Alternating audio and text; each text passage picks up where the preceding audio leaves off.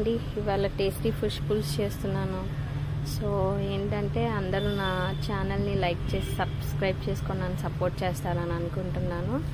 So first ఫిష్ని బాగా clean చేసుకొని salt, తర్వాత కొంచెం పసుపు, కారం, అల్లం వెల్లుల్లి పేస్ట్, నిమ్మకాయని అందులో పిండుకొని బాగా కలుపుకున్న తర్వాత అది బాగా మ్యాగ్నేట్ చేసుకొని ఒక హాఫ్ అన్ అవర్ పక్కన పెట్టుకున్న తర్వాత ఆనియన్, టమాటో, చిల్లీ, తర్వాత కరివేపాకు ఆయిల్లో వేసి బాగా డీప్ ఫ్రై చేయండి. బ్రౌనిష్ కలర్ వచ్చేంత వరకు ఫ్రై చేశాక అందులో టమాటోస్ని కూడా యాడ్ చేయండి.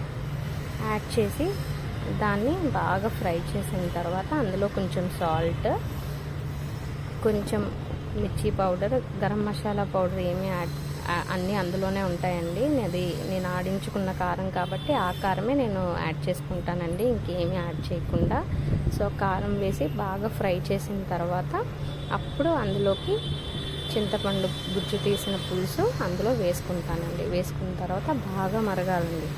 మరిగిన తర్వాత నేను చూపించినట్టు విధంగా మరిగిన తర్వాత అందులోకి చేప ముక్కలు మ్యాగ్నేట్ చేసినవి ఒక్కొక్క పీస్ అందులోకి వేసేసేయండి. వేసేసి ఒక్కొక్క పీస్ చూసారు కదా, ఒక్కొక్క ప్లేస్లో వేస్తున్నా, ఒకే దగ్గర వేయట్లే. ఎందుకంటే ఒకే దగ్గర వేస్తే ఏమవుతుందంటే ఒకటి అంటుకుపోయి ముక్కలు విరిగిపోతాయండి, చేపలు కదా.